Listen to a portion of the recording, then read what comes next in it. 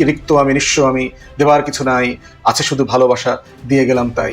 ও কি আসলে এত নিঃস্ব ছিল? ওর যে হাজার হাজার কোটি টাকা লুটপাটের মাল ছিল, এগুলো কি ওর সম্পত্তি ছিল না? দুদক একটা প্রেস কনফারেন্স করে আমাদেরকে জানিয়েছে যে অগ্রণী ব্যাংকের একটা ভোল্টের অ্যাকাউন্টে 832 ভরি সোনা পাওয়া গেছে পতিত শেখ হাসিনার নামে, এবং তারা কাগজপত্র ঘেটে দেখেছে যে শুধু শেখ হাসিনা না, শেখ হাসিনার ছেলে জয়, মেয়ে পুতুল, শেখ হাসিনার বোন রেহানা, রেহানার ছেলে রাদওয়ান, ববি টবি যা যা আছে, এই যে পুরো মানে শেখ ডাইনেস্টির যারা সদস্য আছে সবাই এই সোনাদানার মালিক আর কি।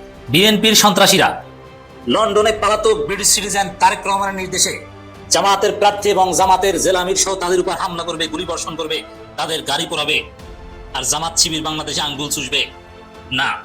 পাবনা, পুরো পাবনা জুড়ে জামাত প্রস্তুতি নিচ্ছে, বিক্ষোভ করছে, বিক্ষোভে ফেটে পড়ছে। সন্ত্রাসীরা পালানো শুরু করেছে, পালানোর জায়গা পাবে না। নির্বাচনের আগেই ওরা পরাজিত হবে, চোরের মতো পালাবে, মাঠ ছেড়ে পালাবে। আমরা সেই ব্যবস্থা করবো। বাংলাদেশে সূর্য ওঠে সেটাও বিএনপির জন্য, সূর্য অস্ত যায় সেটাও বিএনপির জন্য, এটা নিয়ে কথা বলার কিছু নাই। 1971 সালের ভারত পাকিস্তান বালযুদ্ধ, যে বালযুদ্ধকে নিয়ে আজকে আবার দেশটাকে দুই ভাগে বিভক্ত করার চেষ্টা চলছে।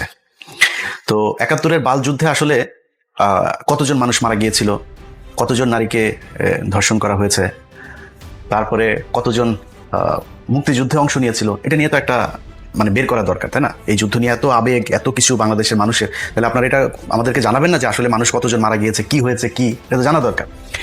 নতুন ফাঁদে পড়েছে বিএনপির প্রার্থীরা। তারেক রহমান যাদেরকে অনেক যাচাই বাছাই করে, টাকা পয়সা নিয়ে ভারতের গ্রিন সিগন্যাল যাচাই বাছাই করে প্রার্থী বানালেন, সেই প্রার্থীরা অনেকে বুঝে ওঠার আগেই তাদের রাজনীতি জয় বাংলা হয়ে যাচ্ছে, শেষ। এক এক করে ঘটনা বেরিয়ে আসছে, যত নিম্নমানের দুর্নীতি, সেগুলো তো এখন শেখ হাসিনা এবং তার পরিবারের সদস্যদের না। আজকেই সেই রায়ের একটি হচ্ছে প্লট দুর্নীতির মামলা। এইরকম ঘোষণা যদি কোনো দল দেয়, আপনি প্রশংসা না করে কি করবেন? এটা প্রশংসনীয় একটা উদ্যোগ। মানুষ এই সার্ভিসটা কোথাও না কোথাও চাচ্ছে। তো এই ধরেন 832 ভরি সোনার দাম বর্তমান বাজার মূল্য যে 2 লাখ টাকা ভরি ধরা হয়, এটার দাম এখন 16.5 কোটি টাকা, কিছু বেশি বেশি হবে আর কি এরকম।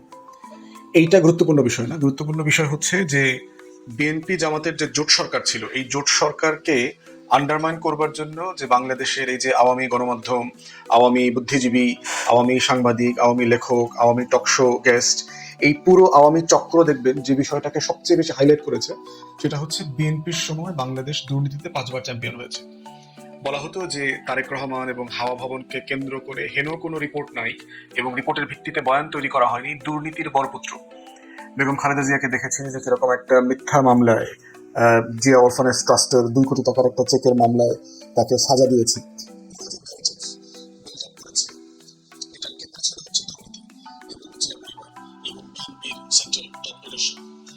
সেই বাস্তবতার সাথে যদি কম্পেয়ার করেন, আপনি দেখবেন যে আজকের গণমাধ্যমে যে রিপোর্টটা আসছে, এটা একদম ছোট্ট একটা রিপোর্ট আকারে আসছে যে শেখ পরিবারের এগেনস্টে অগ্রণী ব্যাংকে এরকম একটা দুদকের এটা পাওয়া গেছে। এটা আগেই পাওয়া গেছে। দুদক যেটা করেছে সেটা হচ্ছে, যেহেতু আদালতের রায় পাওয়া যায় নাই, এই জন্য এটা জব্দ করতে পারে নাই। 17ই নভেম্বর যেহেতু শেখ হাসিনার সম্ভবত 58 না যেন 68তম বার্ষিকী ছিল, বিবাহ বার্ষিকী, 58তম বিবাহ বার্ষিকী হওয়ার কথা, সেই বার্ষিকীতে তার যে রায় হয়েছে মানবতা বিরোধী অপরাধের ট্রাইব্যুনালে, সেখানে জব্দ করার একটা জাজমেন্ট ছিল যে শেখ হাসিনার সম্পত্তি জব্দ করা হবে আর কি। তো সেইটার অংশ হিসাবে এই সম্পত্তিটা দুদক এখন জব্দ করতে পেরেছে, অগ্রণী ব্যাংকের ভোল্টে থাকা। এর বাইরে আপনি শেখ পরিবারের দুর্নীতি দেখেন যে পূর্বাচলে শেখ পরিবারের সবার 10 কাঠা করে জমি আছে, নামে বেনামে হাজার হাজার কোটি টাকার সম্পত্তি, ব্যাংক অ্যাকাউন্ট। এর আগে জয়ের, পুতুলের, রেহানার, হাবিজাবি এদের ব্যাংক অ্যাকাউন্ট জব্দ করা হয়েছে। রেহানার মেয়ে যে ব্রিটিশ পার্লামেন্টের এমপি, টিউলিপের ছোট বোন যেটা আছে, এদের এই সবগুলার এই যে ক্রুক, এদের সবার কোনো না কোনো ফর্মে বিলেতে এদের বাড়ি পাওয়া গেছে, এদেরকে গিফট করা হয়েছে, নাকি আওয়ামী লীগের লোকজন গিফট করেছে, একাধিক বাড়ির সন্ধান পাওয়া গেছে, বাংলাদেশের সম্পত্তি পাওয়া গেছে। এরপরে হাজার হাজার কোটি টাকা মানি লন্ডারিং জয়ের এগেনস্টে, যেটা আমরা গত অনেক বছর থেকে জানি। তার ভার্জিনিয়া থেকে শুরু করে একটা নোন ক্রিমিনাল, যার কোনো নোন সোর্স অফ ইনকাম নাই, বাংলাদেশের এই বিভিন্ন বড় বড় কোম্পানিকে ট্রেড অফ করা কমিশনের ভিত্তিতে, সেখান থেকে সে শত শত হাজার হাজার কোটি টাকার মালিক হয়েছে। এরপরে হচ্ছে যে এই পুরো আওয়ামী জমানার যে অলিগার্কি, লুটপাটের যে দুর্নীতির পাহাড় গড়েছে। এবং এখন দেখবেন যে টিআইবির রিপোর্টে কিন্তু আমরা বিশ্ব চ্যাম্পিয়ন হই না।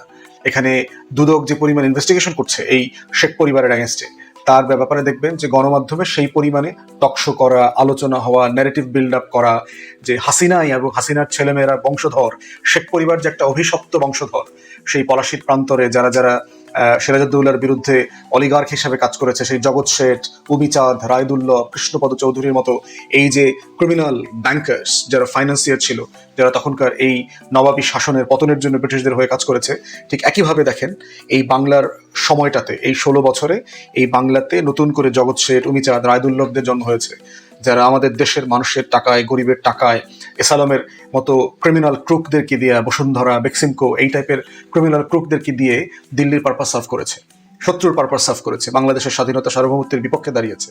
এবং একই সিন্ডিকেট দেখেন কিভাবে প্রজন্মের পর প্রজন্মে একটা জেনারেশন আফটার জেনারেশন এইভাবে লেনদুবদর্জির জন্ম হয়। এবং বাংলাদেশের এই যে দুর্নীতির পাহাড়, এই যে লুটপাট, এই যে টাকা পয়সা যেগুলো পাওয়া যাচ্ছে, এটা শুধু টাকা আকারে, মনিটরি সিস্টেম আকারে দেখলে চলবে না। এটা হচ্ছে বাংলাদেশের স্বাধীনতা সার্বভৌমত্ব, জাতীয় নিরাপত্তার হুমকি আকারে দেখতে হবে। কারণ এই টাকাটা শুধু টাকা না, এবং এই টাকার খবর তো ধরেন আমরা জেনেছি, পেয়েছি, কিন্তু যে টাকার খবর আমরা এখনো পাই নাই, যেটা এখনো হদিশ পাওয়া যায় নাই। আপনার রূপপুরের কথা মনে থাকার কথা, যেটা $5-6 বিলিয়ন হওয়ার কথা যে প্রকল্প, সেটা $11-12 বিলিয়ন হলো। এই টাকাটা কোথায় গেছে? এবং তখন সেই ট্রিপে শেখ পরিবারের সদস্যরা যারা গেছে, আজকের সেই ব্রিটিশ এমপি টিউলিপ, রেহানার মেয়ে পর্যন্ত গেছে, তো তারা কি ভাগিদার হয়নি? $বিলিয়ন্স ট্রেড অফ এখানে হয় নাই, সার্টেনলি হয়েছে। তো সেই জায়গাতে দেখতে হবে যে যারা এখনো মনে করে যে শেখ হাসিনা ফিরবে, আওয়ামী লীগ ফিরবে, তারা আবার কোনো না কোনো ফর্মে সেই 75 পরবর্তী পুনর্বাসনের জায়গা থেকে নতুন করে দলকে দাঁড় করাবে, তারা আসলে বোকার স্বর্গে বাস করছে। এই টেকনোলজির জমানাতে বাংলাদেশের যে পরিমাণ তথ্য প্রবাহ এখন ইয়াংদের কাছে পর্যন্ত, জেনারেশনের কাছে চলে গেছে, গণ অভ্যুত্থান পরবর্তী জেনারেশন আছে, তাদের কাছ থেকে এই ভাবমূর্তি উদ্ধার করে এই স্বর্ণ চোরাচালানকারী, এই যে ক্রিমিনাল এবং ক্রুক শেখ পরিবার, এদের কাছ থেকে আওয়ামী লীগকে পুনরুদ্ধার করে নেতৃত্বে আনা, ফিরায় নিয়ে আসা, এটা একটা অবান্তর ইতিহাস। ইমেলদা মার্কোস ছিল একসময় ফিলিপাইনে স্বৈরশাসক মার্কোসের বউ। পতনের সময় তার 3,500-4 হাজার শুধু জুতাই পাওয়া গেছে, শত শত হাজার হাজার তার হ্যান্ডব্যাগ পাওয়া গেছে। তো এই লেভেলের চোর। এবং এখন মালয়েশিয়াতে দেখেন যে যিনি এখন সাবেক প্রধানমন্ত্রী ছিলেন তুন রাজ্জাক, তিনি এখন 1 বিলিয়ন রিঙ্গিত লুটপাটের একটা দুর্নীতির মামলা এখন জেনে আছে। তো এই প্রত্যেকটা রাষ্ট্রকে পিছিয়ে দেয়, আমাদেরকে শুধু আর্থিকভাবে পিছিয়ে দেয় নাই, আমাদেরকে যেটা করেছে আমরা স্বাধীনতা সার্বভৌমত্বকে হুমকির মধ্যে ফেলে দিয়েছে। এবং এই প্রশ্নের মধ্যে দিয়ে যেটা হয়েছে, আমরা বারবার ইন্ডিয়ার করাতলে পড়ে গেছি, ইন্ডিয়ার যে হেজিমনির যে থাবা ছিল সে থাবার মধ্যে পড়ে গেছে। অন্তর্বর্তীকালীন সরকার যে সকল কারণে আমাদের সবার প্রশংসা পাওয়ার যোগ্য, তার ভিতরে একটা হচ্ছে এই শেখ পরিবারের ক্রিমিনাল এবং ক্রুক প্রত্যেকটা সদস্যকে এক্সপোজ করে দেওয়া জাতির কাছে, যে আসলে তারা কারা, এরা কি আসলে একটা দেশের শাসক হওয়ার যোগ্য কিনা, যারা যাদের দেশের মানুষের প্রতি ন্যূনতম ভালোবাসা, দরদ, শ্রদ্ধা কিছু নাই, কিন্তু মানুষের কাছ থেকে রক্তচোষা টাকা নিয়ে নিজেরা পুঞ্জীভূত করেছে। অথচ দেখবেন এই শেখ হাসিনা কত কবিতা বলছে বিভিন্ন মিটিংয়ে, নিঃস্ব আমি, কি রিক্ত আমি, নিঃস্ব আমি, দেওয়ার কিছু নাই, আছে শুধু ভালোবাসা, দিয়ে গেলাম তাই। ও কি আসলে এত নিঃস্ব ছিল? ওর যে হাজার হাজার কোটি টাকা লুটপাটের মাল ছিল, এগুলো কেউ সম্পত্তি ছিল না? তা আসলে দেখেন, এবং এই কবিতা বলা, এই যে লুটেরা শ্রেণী, তাদের কথা মানুষ বিশ্বাস করেছে বারবার, এবং বিশ্বাস করে তারা ঠকেছে। অথবা আমরা সাধারণ দেশবাসীকে বলছি যে এই যে ক্রিমিনাল জনগোষ্ঠী এবং তাদের মতো করে আরো যারা নতুন করে এই ক্রিমিনাল হওয়ার চেষ্টা করতেছে, ছোট ছোট চাঁদাবাজ থেকে বড় চাঁদাবাজ, লাখ টাকার চাঁদাবাজ থেকে কোটি টাকা, শত কোটি টাকার চাঁদাবাজও কিন্তু গত 1 বছরে আমরা দেখেছি যে গত 1 বছরের ভিতরে বিভিন্ন রাজনৈতিক দলের বিভিন্ন পর্যায়ের নেতারা শত শত হাজার হাজার কোটি টাকার সম্পত্তির মালিক হয়েছেন, আওয়ামী লীগের সম্পত্তির পাহারাদার হয়েছেন, পুনর্বাসনের মধ্য দিয়ে তারা শত শত হাজার হাজার কোটি টাকার মালিকানা ট্রান্সফার করতে পেরেছেন। এই গোষ্ঠীও কিন্তু আমরা দেখেছি। অতএব শুধুমাত্র এটা একটা ফ্যাক্টস আকারে দেখলে চলবে না। হাসিনার পরিবারের যে লুট, এই লুটটা হচ্ছে একটা ফেনোমেনা আকারে পড়তে হবে। এবং এই পলাশির আমল থেকে বারবার এই লুটের সাথে, এই যে ব্রিটিশ লুট, লর্ড ক্লাইভের যে লুট, জাহাজ ভর্তি করে কলকাতায় হাজার হাজার কোটি টাকার সম্পত্তি যে ব্রিটেনে নিয়ে গেছে, এভাবে হাসিনা পরিবার এবং হাসিনার যারা অলিগার্ক ছিল তারা যেভাবে হাজার হাজার কোটি টাকা বাংলাদেশ থেকে পাচার করে নিয়ে গেছে, এই লুটের মধ্য দিয়ে শুধুমাত্র সম্পত্তি লুট হয় না, আমার আজাদি, আমার স্বাধীনতা, আমার সম্মান, মর্যাদা, আমার যে ন্যূনতম থেকে বেঁচে খাওয়ার যে অধিকার, এর প্রত্যেকটা লুট হয়ে যায়। এখন প্রশ্ন হচ্ছে, শুধু লুটেরাকে আইডেন্টিফাই করলেই চলবে না, ভবিষ্যতেও যেন এইরকম লুটেরা শ্রেণী বাংলাদেশের গণতন্ত্রের ছদ্মাবরণে, ভোটের ক্যামোফ্লাজে, ছায়ায় করে নতুন করে যেন ফিরে আসতে না পারে। নতুন নতুন হাসিনা এবং শেখ পরিবারের এই লুটের মতো দুর্নীতিবাজ লোকরা যেন আবার ক্ষমতায় চলে না আসে, সেটা আমাদেরকে মাথা রাখতে হবে। তাই আগামী নির্বাচনটা, ফেব্রুয়ারির নির্বাচনটা শুধুমাত্র হাসিনার দুর্নীতির এক্সাম্পল আকারে না, এইটা ঘটনা আকারে, ফ্যাক্ট আকারে যেন ফিরে না আসে অন্য কোনো ব্যানারে, অন্য কোনো নামে, সেটা আমাদেরকে মাথায় রাখতে হবে। এলাকায় এলাকায় কারা নির্বাচন করছেন সেটা দেখা জরুরি। প্রার্থী দেখে ভোট দেওয়াটা জরুরি। শুধুমাত্র চোখ বন্ধ করে দল, মার্কা, পুরাতন দল এইভাবে যদি ভোট দেওয়া হয় তাহলে ঘুরায় কিন্তু আপনি হাসিনা এবং হাসিনার মতো ক্রিমিনাল এবং ক্রুকদেরকে পিছনের দরজা দিয়ে ক্ষমতায় নিয়ে আসবেন। সেটা যেন সবার মাথায় থাকে। ধন্যবাদ। পাবনায় জামাতের বিরুদ্ধে বিএনপি চূড়ান্ত লিমিট ক্রস করেছে। কয় গন্ডায়ের হিসাব নিতে হবে। দর্শক, প্রথমে অনুরোধ করব, আমাদের এই প্রতিবাদমূলক আলোচনা প্রত্যেকে শেয়ার করবেন, জনগণকে জানিয়ে দিবেন বিএনপি কি করেছে জামাতের বিরুদ্ধে। এক রাতে বিএনপির কয়েক লক্ষ ভোট কমিয়ে দিতে চাই আমরা প্রতিবাদ করে। আপনারা কি মনে করেছেন? বিএনপির সন্ত্রাসীরা লন্ডনে পলাতক ব্রিটিশ সিটিজেন তারেক রহমানের নির্দেশে জামাতের প্রার্থী এবং জামাতের জেলা আমির সহ তাদের উপর হামলা করবে, গুলিবর্ষণ করবে, তাদের গাড়ি পোড়াবে, আর জামাত শিবির বাংলাদেশে আঙ্গুল চুষবে না। পুরো পাবনা জুড়ে জামাত প্রস্তুতি নিচ্ছে, বিক্ষোভ করছে, বিক্ষোভে ফেটে পড়ছে। সন্ত্রাসীরা পালানো শুরু করেছে, পালানোর জায়গা পাবে না। নির্বাচনের আগেই ওরা পরাজিত হবে, চোরের মতো পালাবে, মাঠ ছেড়ে পালাবে। আমরা সেই ব্যবস্থা করব। আপনারা প্রত্যেকে যে যার জায়গা থেকে শেয়ার করবেন, লিখবেন, মানুষকে জানিয়ে দিবেন বিএনপি কত বড় সন্ত্রাস। বিএনপি কোনো গণতান্ত্রিক রাজনীতি বিশ্বাস করে না, তারা সন্ত্রাসে বিশ্বাস করে। ওরা গুলি করে, ওরা অস্ত্রবাজ, ওরা আগুন লাগায়, ওরা গণতান্ত্রিক কম্পিটিশনকে ভয় পায় বলে প্রতিপক্ষের জামাতের প্রার্থীর উপর হামলা করে কাপুরুষের মতো। বাংলাদেশের প্রত্যেক সিটিজেনকে, প্রত্যেক ভোটারকে এই কথা জানিয়ে দিন। তা আপনি পাবনার নাগরিক না, পাবনার নাগরিক হলে আপনার পাবনার নাগরিক হলে ওই সন্ত্রাসীদেরকে ধরতে যেতাম। কিন্তু যারা দূর দূরান্তে আছেন, অ্যাটলিস্ট শেয়ার করে লিখে জাতিকে জানিয়ে দিন যে এরা সন্ত্রাস, এই সন্ত্রাসকে ভোট দেওয়া যাবে না।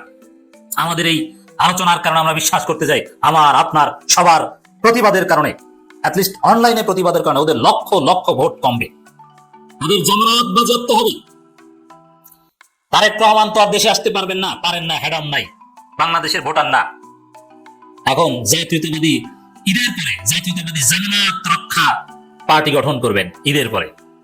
আপনাদের জামানত বাজেয়াপ্ত হবে, কারণ 5 আগস্টের পর বাংলার জনগণ সন্ত্রাস, গুলিবাজ, অস্ত্রবাজ এদেরকে ভোট দিবে না। নিজেরা কামড়াকামড়ি করে মরো তোমরা। 202 জন অলরেডি তোমরা নিজেরা কামড়াকামড়ি করে জয় বাংলা হয়ে গেছো। ঘরের মধ্যে বলো, রাস্তা বের হও কেন?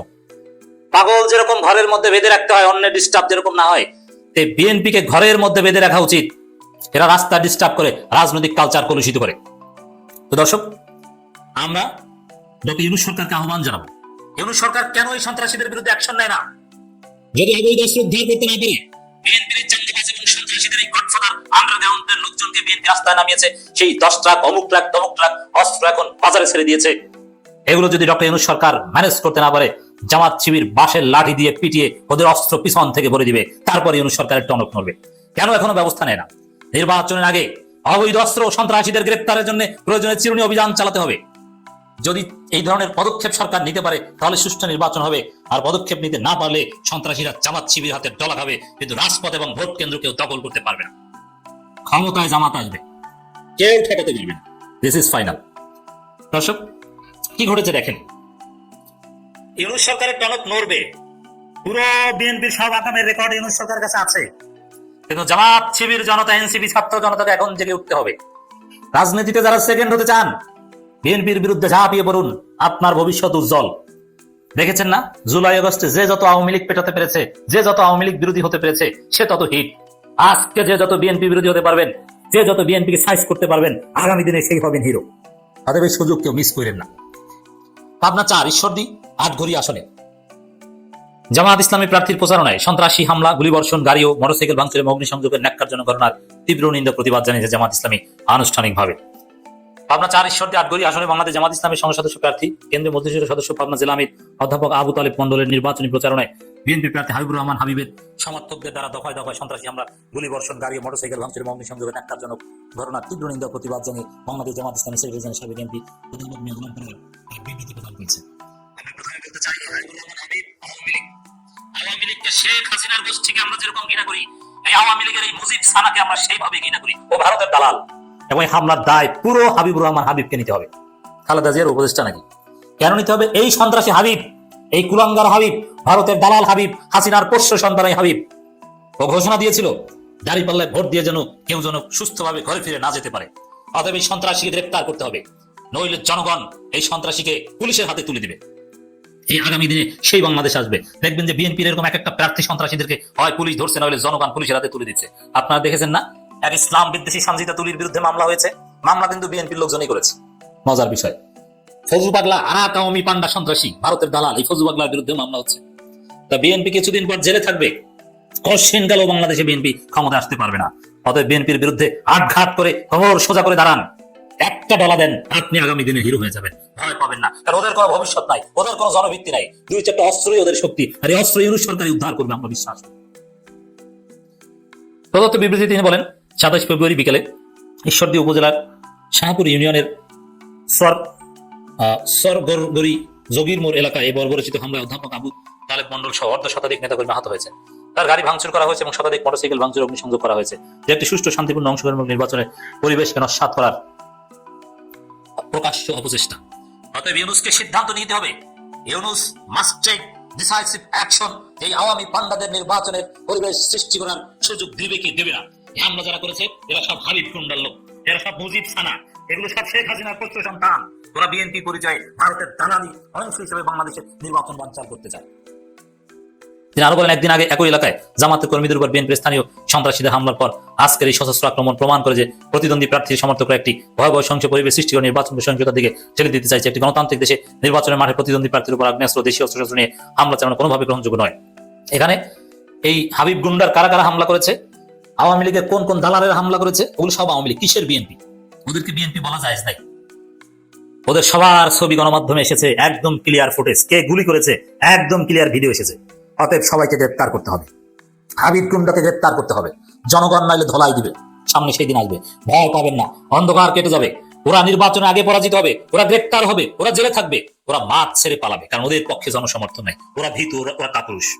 অতএব ভয়ের কিছু নাই, আগামী দিনের ভবিষ্যৎ ভালো। ওরা নিশ্চিত করা যায় বুঝতে পেরেই এই কাপুরুষ সূচিত হামলা করছে।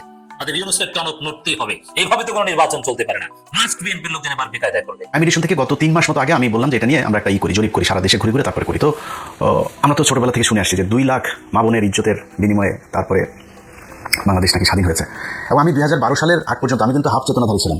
আমি বিশ্বাস করতাম আসলে পাকিস্তানের এত মানুষের, এই যে ছোটবেলা থেকে দেখেছেন না, এই যে সিনেমার মধ্যে দেখানো হয়তো নিজের সন্তানকে আপনার বাইরে বের করে দিয়ে মুক্তিযোদ্ধাকে ওনার সেটার ভিতরে খেতার ভিতরে ঢুকায় দিয়ে তারপরে বাঁচিয়ে রেখেছে। সিনেমা দেখেছেন না, কি যেন হাঙ্গন নদীর গ্রেনেড নাকি যেন সিনেমার নাম। এসব সিনেমা টিনেমা নাটক দেখায় আর দাড়িওয়ালা লোকজনে বানানো হয়েছে আপনার রাজাকার। এটা বানায় তারপরে সারা দেশের মানুষকে ব্যাপক এক উত্তেজনার মধ্যে ঢুকিয়ে দেওয়া হয়েছিল। তো 12 সালের পর থেকে আমি মূলত মুসলমান হই। আমার মানে ধর্মের প্রতি, ইসলামের প্রতি, বাংলাদেশে আসলে মুসলমানদেরকে নিয়ে তারপরে কি ষড়যন্ত্র, ভারতের ব্যাপারে আমি কিন্তু এই মানে অনেক হিন্দি সিনেমা দেখেছি, হিন্দি গান এখনও ওদের নিয়ে বিনোদন, এটা তো বিনোদনের জন্য দেখা, এখনও সত্যি কথা হিন্দি গান শুনি। তো এখন এই যে আপনি এগুলি যে আপনি করলেন, মানে 71-এর যে যুদ্ধ নিয়ে আমাদেরকে যা দেখাইলেন, আমরা এক ব্যাপক এক উত্তেজনাশীল চেতনাধারী এক জাতিতে পরিণত হইলাম। সেই জাতিকে আপনি বুঝাইলেন 2 লাখ মানুষকে এই করা। তো আমরা প্রথমে এখানে মন্ত্রণালয়ে একটু খোঁজ নিতে, যে মন্ত্রণালয় তো নিশ্চয়ই সেই 2 লাখে না থাকে, 1 লাখের তো থাকবে না, 50,000, 5,000, 1,000 তো থাকার কথা। মন্ত্রণালয়ের কাছে তালিকায় নাম আছে মাত্র 530 জন। কোনো সমস্যা নেই ভাই, 530 জনও ইটস হিউজ। আমি এটাও যদি 530 জন যদি ধর্ষণের শিকার হয়ে থাকে, আমি সেটার বিচার চাই, সেটাকে আমি ব্যাপক ন্যাক্কারজনক হিসাবে দেখতে চাই। এই 513 জনের মধ্যে 30 জনের মধ্যে আমি গেলাম আমরা অনুসন্ধান করতে। এর মধ্যে ঢাকা বিভাগটা দিয়ে আমরা শুরু করলাম। তো মন্ত্রণালয়ের হিসাব অনুযায়ী ঢাকা বিভাগে ধর্ষিত হয়েছেন হলো 69 জন। এই 69 জনের পেছনে খোঁজ নিতে গিয়ে ভাই যা দেখলাম, আরে ভাই পাকিস্তানের মিলিটারিরা এত ধর্ষণ করে গেল, এই 69 জনের মধ্যে কারোর গ্রামই নাই। মানুষের নাম দেওয়া হয়েছে এই ঢাকার কেরানীগঞ্জে, গ্রাম নাম দেওয়া হয়েছে, সেই গ্রাম বলে কোনো গ্রামই নাই, কেউ মানুষ নাই, সেই নামের কোনো মানুষও এলাকায় নাই। একজন আছে ফাতেমা বিবি, ফাতেমা বিবি একাই 300-400 মিলিটারিকে সে এক বিস্ফোরণ বানিয়েছেন। তিনি বিস্ফোরণ বানিয়ে বলে মরিচের গুঁড়া টুড়া, হলুদের গুঁড়া, ঝাল মশলা দিয়ে মাখায় টাকা তিনি এক বিস্ফোরণ বানিয়েছিলেন। সেই বিস্ফোরণ দিয়ে তারপরে পাকিস্তানের 400-500 মানুষকে মেরেছেন। 14-13 জনের আপনার এই গোপনাঙ্গ কেটেছেন পাকিস্তানি মিলিটারিদের। গোপনাঙ্গ কেটেও সেটা এই এর মধ্যে আপনার উঠানের মধ্যে ওনাকে সুটকি বানাতে দিয়েছিল সেই গোপনাঙ্গ দিয়ে। এইগুলো কি শুনেন একটু ক্রাইম এডিশনের সেই প্রোগ্রামটা অল্প একটু কথা শুনেন, শুনলে বুঝবেন কি বলে। একটা পাঁচফোড়ন তৈরি করলাম, কিছু ছাই তামাকের কয়েকটি মরিচ ফাঁকি দিয়ে ছোট্ট ছোট্ট করে গোল্লা বানায় একজনের হাতে দিতাম। অনেক মানুষ ছিল, এদেরকে হাতে দিতাম, ওরা গাছের আগে আগে থাকতো। যখন ওই গাছে যখন পড়তো তখন ওরা আসলে পারা এবারলে ওরা ওকে নাক মুখ চোখ কানা হয়ে যেতে, তখন ওদের অস্ত্র মশলা আমরা সিনে এনে মুক্তিযোদ্ধাদেরকে দিতাম। তো অপারেশন করছি আমরা নিজের হাতে, না হইলে কমসে কম আমার এই হাত দেয়, না হলে 2 থেকে 500 আমি মারছি। আমি 11 জনের জীবিত অবস্থায় তাদের পুরুষঙ্গ কেটে নিয়েছিলাম কাছে দিয়া, বদকাছি দিয়ে কাইতে আমি টাকি মাছের মতন ছুটকে দিয়েছিলাম। এই হলো কি আমাদের মুক্তিযুদ্ধের ধর্ষিতাদের অবস্থা। 530 জনের মধ্যে একজনকে পুরো ঢাকা বিভাগে আমরা একজনকে খুঁজে পাইনি যেটা বাস্তবিক পক্ষে মানে বাস্তবিক অর্থ থেকেও ধর্ষিত হয়েছে এই প্রমাণ দিতে পারে। নানান ধরনের গল্প এই করেছে 3টা কোশ্চেন করলে এরপরে ঘুরবে কাজে। আমার 4-5টা ভাইকে আপনার 4 ভাই আর 1 বোনকে মারা হয়েছে 71 সালে। সেই 4 ভাইয়ের নাম বলতে বললে একবার এক ভাইদের নাম বলে। আমার পেটের বাচ্চা মারা গিয়েছে, বাচ্চার বয়স কত ছিল? পাশে থেকে আরেকজন বলে আপনার তো বাচ্চাটা ছিল না, পেটের ভিতরে শহীদ হয়েছেন। শুনেন একটু কি বলেন। আরেক ভাইয়ের নাম ছিল দরবেশ, আরেক ভাইয়ের নাম ছিল মনসুর আলী, আর এর নাম ছিল নূর মোহাম্মদ, আমার বোনের নাম ছিল নাজমা। নাজমা আমার ছোট ছিল, আমার বোনকে ওই জায়গায় মেরে ফেললো ফরিদ, শেখ ফরিদ। আমার না, আমার আরেকটা ভাইয়ের নাম শেখ ফরিদ আছে, জীবিত গিরে না, আগে ছিল আমার বড়। আরেক ভাইয়ের নাম ছিল হলোগান যে আবুল ফরাজ, আরেকজনের নাম ছিল মনসুর আলী, আর বোনের নাম ছিল নাজমা। আমার প্রথম সন্তান শহীদ হয়েছে, দ্বিতীয় সন্তান মুক্তিযোদ্ধার সময় শহীদ হয়েছে, দ্বিতীয় সন্তান হ্যাঁ। তখন মনে করেন ছেলে আমার গর্বে শহীদ হয়েছে, গর্ভ অবস্থায় শহীদ হয়েছে। এইভাবে আমাদেরকে এই গাঁজাখড়ি গল্প শোনায় একটা বিশাল প্রজন্মকে আমাদের 54 বছর ধরে অন্ধ বানিয়ে রাখা হয়েছে। আমরা আসলে যদি মুক্তিযুদ্ধের সময় কোনো মানুষ মারা গিয়েছে কিনা, কেউ রেপ হয়েছে কিনা, কতজন হয়েছে, আমরা এটা জানতে চাই, আমরা শুনতে চাই, এটা জানুক এই জাতি। কেউ জানে না মুজিব এই শালায় ওর এক কমিশন গঠন করেছিল, আচ্ছা খোঁজ নিয়ে তো দেখ কয়জন মারা গিয়েছিল। সারা দেশে মিলা ওরা এই মুক্তিযুদ্ধের সময় নিহত মানুষ পেয়েছিল হলো 33 জন। এই 33 জন পাওয়ার পরে আর খুঁজে পায় না, কয় তাহলে বাদ দে, এটা নিয়ে আর আলাপ দরকার নাই। এরপরে আর কেউ সেই আলাপে যায়নি, সবাই এটা নিয়ে রাজনীতি করেছে। ভাই 530 জন যদি ধর্ষিত হয়ে থাকে, এটা আমি মনে করি যে ব্যাপক মানবতা বিরোধী অপরাধ। এটার সাথে যে জড়িত ছিল মারা তো যাইতে হবে। এক একটা 68,000 গ্রাম দিয়ে যদি আপনি 2 লাখের ভাগ করেন 2.90, প্রায় 3 জন করে পড়ে। এই 3 জন করে আপনার গ্রামে আছে, আপনার জেলায় আছে, আপনার বিভাগে আছে। কারোর কাছে শুনেছেন যে কারোর বিভাগে আছে? কেউ বলতে পারবেন যে কার মা বোন রে, আওয়ামী লীগের কারো মা বোন রে যদি নাকি পাকিস্তানিরা লাগা যায়, তোর তালিকাটা আমার কাছে দিস, আমরা খোঁজ খবর নিব, নিয়ে তারপর দেখবো তার মা বোনদের ভ্যাজানাল চেকআপ টেকআপ করা, তারপরে নিয়ে আসবো, দেখবো কি হয়। এটা করে কি করা হয়েছে, পাকিস্তানিদের সাথে আমাদের একটা বিরাট দূরত্ব তৈরি করা হয়েছে। এই দূরত্ব তৈরি করে তারপরে এই যে শালারা যে বলে যে মুক্তিযুদ্ধ, মুক্তিযুদ্ধতেই 16 ডিসেম্বর কদিন পরে বাল দিবস আসতেছে, একটা বিজয় দিবস, বালের মুক্তি বিজয় দিবসে ভারতীয়রা পাকিস্তানিদের কাছ থেকে দেশ লেখা নিল। একটা সেক্টর কমান্ডার থাকতে পারেনি একজন। এই যে ছবিটা, এই যে সাইন করার যে ছবিটা, একজন বাংলাদেশি আছে, সব ইন্ডিয়ানরা। তা আমার কিসের বিজয় দিবস? এরপরে ইন্ডিয়ান মিলিটারিরা এই এসে আমাদের দেশের সব কল কারখানা যা যা আছে সব কিছু নিয়ে গেল। আজকে আমরা বলি না যে আমাদেরকে ব্যাপকভাবে বঞ্চিত করা হয়েছে, উনি পশ্চিম পাকিস্তান পূর্ব পাকিস্তান থেকে সব নিয়ে যেত, পূর্ব পাকিস্তানে কিচ্ছু করা হয় নাই। ভাই ইতিহাস যা গিয়েছে সব বাদ দেন, কয়জন ধর্ষণ হয়েছে বাদ দেন, মুক্তিযোদ্ধা কয়জন ছিল আর নিহত কয়জন হয়েছে সব বাদ দেন, ওগুলি পাস্ট। আপনি বর্তমানে নিয়ে করতে চান,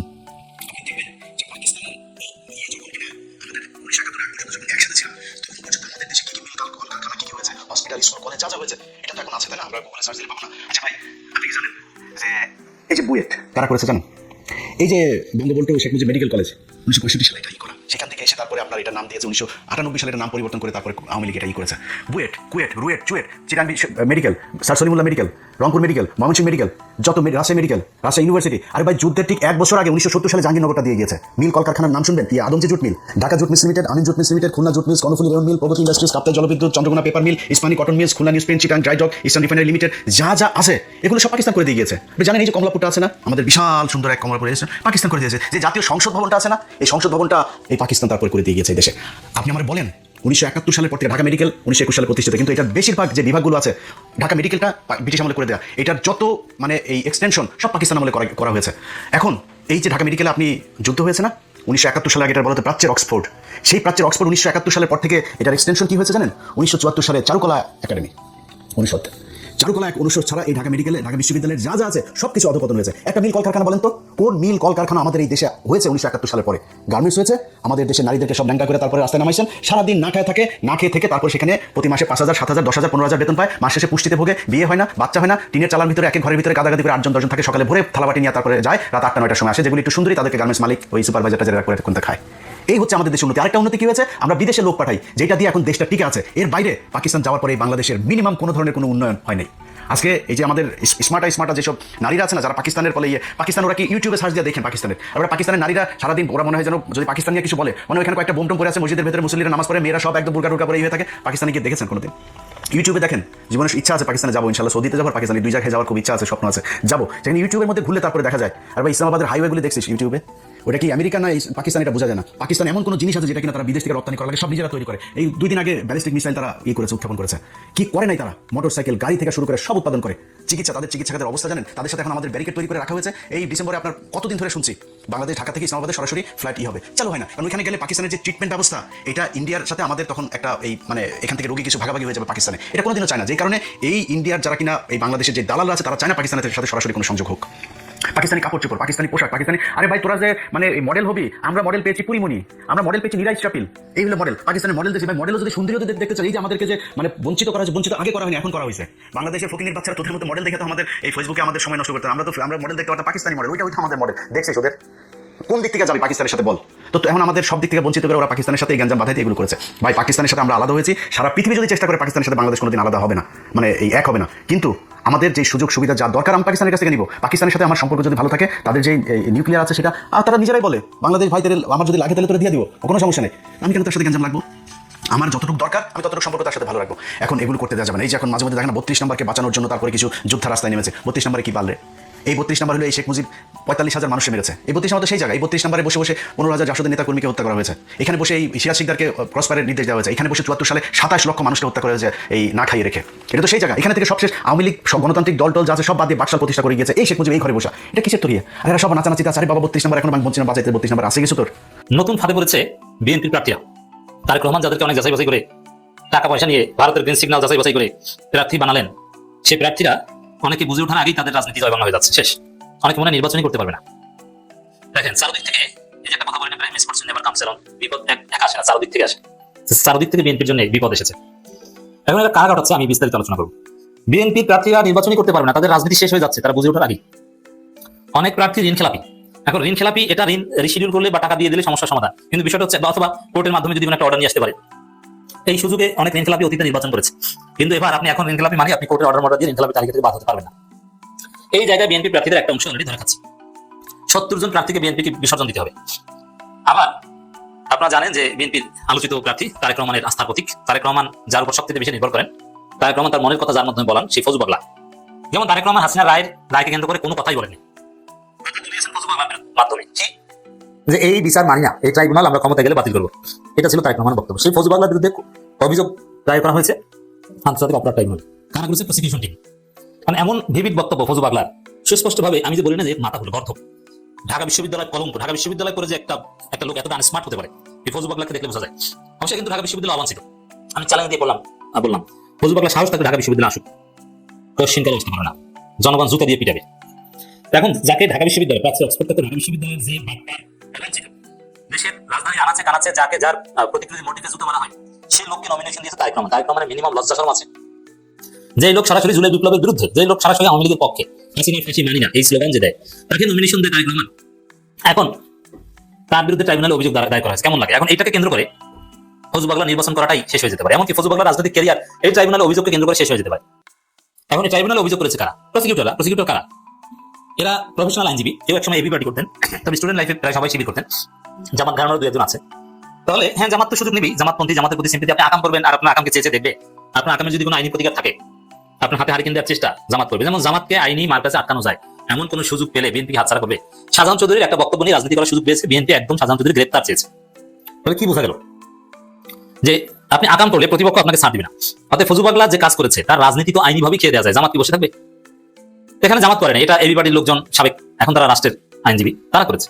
এখন রাষ্ট্রের আইনজীবী হিসেবে এটা তাদের কর্তব্য যে এই ট্রাইব্যুনাল মানি না, এটা বাতিল করবো, এই ট্রাইব্যুনাল বিচার মানি না, এমন কথা বলাটা কোর্ট অফ কন্টেম্প্ট এবং ওয়ান কাইন্ড অফ রাষ্ট্রদ্রোহিতা। ফেসিবাদের বিরুদ্ধে সরাসরি দাঁড়িয়ে গণহত্যার পক্ষে সরাসরি অবস্থান নেয়, এরকম একজন লোক বিএনপি নমিনেশন পেয়েছে। বিএনপি কোন পরিস্থিতিতে পড়বে সহজেই বুঝতে পারছেন। বিএনপি কেমন, তারেক রহমান কাকে নমিনেশন দেয়, কাকে বস মানে, বুঝতে পারছেন? এরপর আসেন বিএনপির, আমি যে কথাটা আরো আগে বেশ কয়েকবার বলেছি যে বিএনপির যারা প্রার্থী, বিএনপি 237 কিংবা 238 আসনে প্রার্থী তালিকা ঘোষণা করে কোনো চমক দেখাতে পারেনি। একটা চমক ছিল মাত্র, সানজিদা তুলিকে নমিনেশন দিয়েছে ঢাকার একটা আসনে। সানজিদা তুলি মানবাধিকার কর্মী এবং ঘুম নিয়ে কাজ করেছে, তার অনেক অবদান আছে, মানুষ তাকে রেসপেক্ট করে। সানজিদা তুলি বিএনপির কেউ ছিলেন না, তার ভাই বিএনপি করতেন, তিনি ছিলেন নন পলিটিক্যাল মানবাধিকার কর্মী। সেই সানজিদা তুলিকে বিএনপি নমিনেশন দিয়েছে, দ্যাটস ভেরি গুড ডিসিশন, এটা ছিল বিএনপির একমাত্র চমক। তো সেই জায়গায় সেই সানজিদা তুলি রাজনীতিতে এসে, মানে বিএনপি এমন একটা ভাইরাস, এর সংস্পর্শে যে যায় সেই পচে যায়। যেমন তামিম ইকবাল 2-3 দিন গিয়েছিল, পচে গেছে। তামিম ইকবাল এখন হতাশ, কোথাও মুখ দেখাতে পারে না, ঠিক ভালো ইংরেজি বলতে পারে, খেলাধুলা একটু কমেন্ট্রি করবেন তাও পারেন না, কিছু কান্নাকাটি করেছেন, বিসিবির প্রেসিডেন্ট হতে পেরেছেন, তো প্রেসিডেন্ট হতে না পেরে এই করবেন সেই করবেন, বিসিবি ঘেরাও করবে, ইশরাক কিছু শিখতে পেরেছে, এর মানে এগুলো ফাও কথা। বিএনপি নামক ভাইরাসের কাছে যে আসে সে নষ্ট হয়ে যায়। তো সানজিদা তুলির মতো একটা ভদ্র মেয়ে, একজন ভালো মানবাধিকার কর্মী, তিনি বিএনপি নামক ভাইরাসের কাছে এসে তালগোল পাকিয়ে ফেলেছেন, বিএনপিকেও বেকায়দা করেছেন, নিজেও বেকায়দা করেছেন। এখন এই সানজিদা তুলির বিরুদ্ধে বিএনপির লোকজনই মিছিল করে, মানবাধিকার ব্যবসা, 24 ব্যবসা, ভাই ব্যবসা, এটা চলবে না। এবং সানজিদ খবর কি, মায়ের ব্যাখ্যাত বিএনপি প্রার্থী সানজিদা তুলির বিরুদ্ধে মামলা, ধর্মীয় অনুভূতির আঘাত হানার মামলা। এখন মামলা কিন্তু দেখেন, তারেক রহমানকে কটূক্তির অভিযোগে মামলা হয়েছিল, মামলা হয়নি, মামলা আবেদন করা হয়েছিল, কিন্তু আবেদন খারিজ করে দেওয়া হয়েছে, মানে মামলা নেওয়া হয়নি। কিন্তু সানজিদা তুলির বিরুদ্ধে কিন্তু মামলা আবেদন একদম মামলা নেওয়া হয়েছে, তদন্তের নির্দেশ দেওয়া হয়েছে পিবিআইকে, এর মানে মামলা ফাইনাল। এদিকে ফৌজু পাগলা মামলার বেড়াজালে, সানজিদা তুলির মতো ভালো মেয়ে সে মামলার বেড়াজালে। মামলাটা কি কঠিন মামলা, দেখেন, এখানে ওই ধর্মীয় অনুভূতিতে আঘাতের অভিযোগে মামলা। ওই যে বলেছিল না, ঢাকা 14 আসনের বিএনপিতে সামজিদ তুলির বিরুদ্ধে 295 ক ধারায় মামলা আবেদন করেন। আদালত কথা শুনে বাদী বক্তব্যে সন্তুষ্ট হয়ে পিবিআইকে মামলা তদন্ত নিয়ে থাকেন। সংবিধান 141 অনুচ্ছেদের উদাহরণ দিয়েছে, সেখানে ওই বিবাহ ইস্যুতে যে কে 4 বিয়ে করার অনুমতি সূরা 3 নম্বর সূরা নিসা 3 নং আয়াতের দলিল দেওয়া হয়েছে।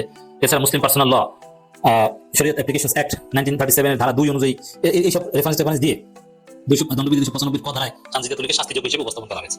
এক এক করে ঘটনা বেরিয়ে আসছে। যত নিম্নমানের দুর্নীতি সেগুলো তো এখন শেখ হাসিনা এবং তার পরিবারের সদস্যদের না। আজকেই সেই রায়ের একটি হচ্ছে প্লট দুর্নীতির মামলা। গণহত্যা মামলায় শেখ হাসিনাকে মৃত্যুদণ্ড দেওয়া হয়েছে। ওটা বুঝলাম যে এটা একটা যুদ্ধ ছিল, সেই যুদ্ধে শেখ হাসিনা পরাজিত হয়েছে। পরাজিত হয় তার বিচার হয়, কারণ সে ক্ষমতায়